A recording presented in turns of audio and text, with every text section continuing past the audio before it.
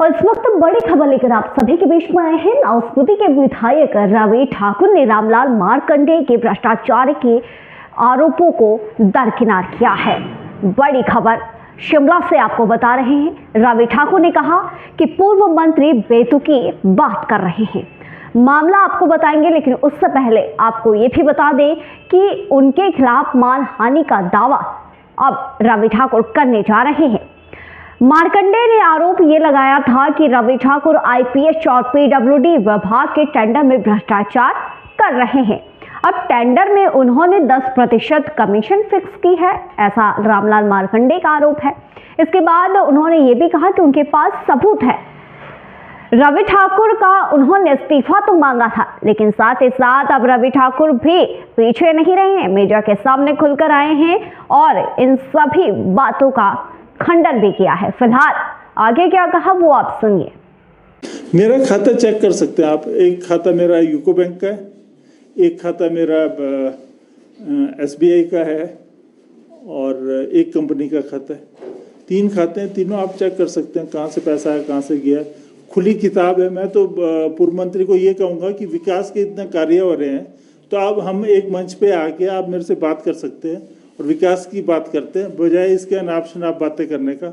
अपने कार्यकाल में तो उनका कोई तरक्की के ऐसे कोई विकास कार्य नहीं हुए, और अब कार्य शुरू हुआ है तो उनको आके, और मैं he is my constituent now, he is my constituent, मैं चुना हुआ विधायक हूँ, तो वो आके बताएं मुझे जो भी दिक्कत है वो करें। 10% आप कमीशन लेते हैं, कोई भी काम करवाते हैं तो उस पे 10% कैसे फिक्स होता है मुझे मालूम हुआ। ये मैं आरपी रूरल प्लानिंग कमेटी के दौरे पे था 3 प्रदेशों के।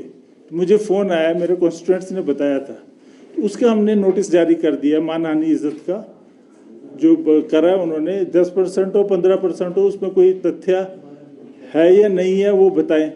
अब कहने को तो उस समय भी कहते थे जब ये मंत्री थे कि 22-23% लेते हैं, सब मिल बांट के खाते हैं। और ये आरोप मेरे ऊपर नहीं है, ये आरोप वो सीधा हमारे कर्मचारी अधिकारियों पे, एचओडीज पे लगा रहे हैं। 16-17 विभाग है हमारे। अगर परसेंटेज आती होगी या उनके समय में आती थी, इसका मतलब कि वो नीचे से सारे कागज वो जाली बना के ऊपर एचओडीज पास कर रहे हैं उसको। मेरे हाथ में तो कलम है नहीं। हाँ, मंत्री के हाथ में होता होगा, उनके पास 6-7 विभाग रहे हैं। तो मुझे मेरे कॉन्स्टिट्यूएंट्स ये भी बता रहे थे कुछ आरटीआई फाइल कर रहे हो, तो मैंने कहा हाँ, उनको कह दो आप आरटीआई फाइल कर रहे हैं अगर, तो आप अपने जो विभाग रहे हैं, आपके 15 साल आप मंत्री रहे, जो विभाग रहे 5, 6, 7, उसकी भी आरटीआई फाइल करो, उसको भी खंगालो सारे। लाहौल स्पीति उनके पास भी रहा है, उसको भी आरटीआई लगाओ, क्या क्या कार्य कब हुए हैं। मैंने तो उनका ये देखा है कि वो दरकिनार करते हैं जो भी नियम होते हैं। नियम का मेरा मतलब है कि 2017 में जब मैं चुनाव लड़ रहा था, तो चुनाव जब फैसला हो रहा था, तो मुझे एक चुनाव में खड़े थे हमारे सीपीआई से सुदर्शन जसपा, उन्होंने आके मुझसे कहा कि आप फाइल कर दो, बोला एफिडेविट, रॉन्ग एफिडेविट फाइल करने का उनके ऊपर मुकदमा। मैंने कहा क्यों? बोलते इसमें तो उनकी प्रॉपर्टी की लिस्ट ही नहीं है, जबकि उनके पास अतः प्रॉपर्टीज़ है। बोला शिमला में भी है, कई जगह है, कुल्लू में है, अपना शमशी में है, नगर में है, कोई और भी कई जगह बताई, पता नहीं रामपुर में बता रहे थे कहाँ। तो मैंने 2017 में जो फाइल करा था, फाइलिंग ऑफ रॉन्ग एफिडेविट, मुकदमा उच्च न्यायालय में, 6 महीने तो उनको सिर्फ समन लेने में लग गए, जबकि मंत्री का मिनट टू मिनट प्रोग्राम होता है। तो जाके समन अगर अवॉइड ना करें तो एकदम डिलीवर होना चाहिए वो।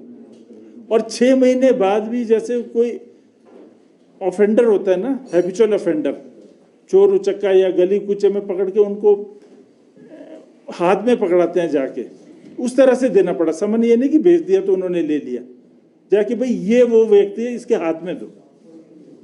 तो ये तरीका अख्तियार कर रहे हैं, तो आप खुद समझ सकते हैं कि वो कितना अवॉइड करते हैं।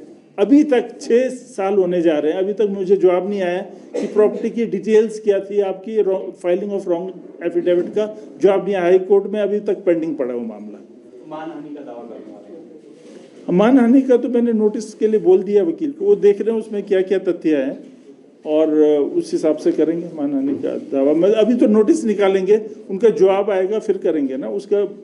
अब क्या ये तरीका प्रोसेस उसके हिसाब से होगा। ये सर, मंत्री ने ये भी आरोप लगाए थे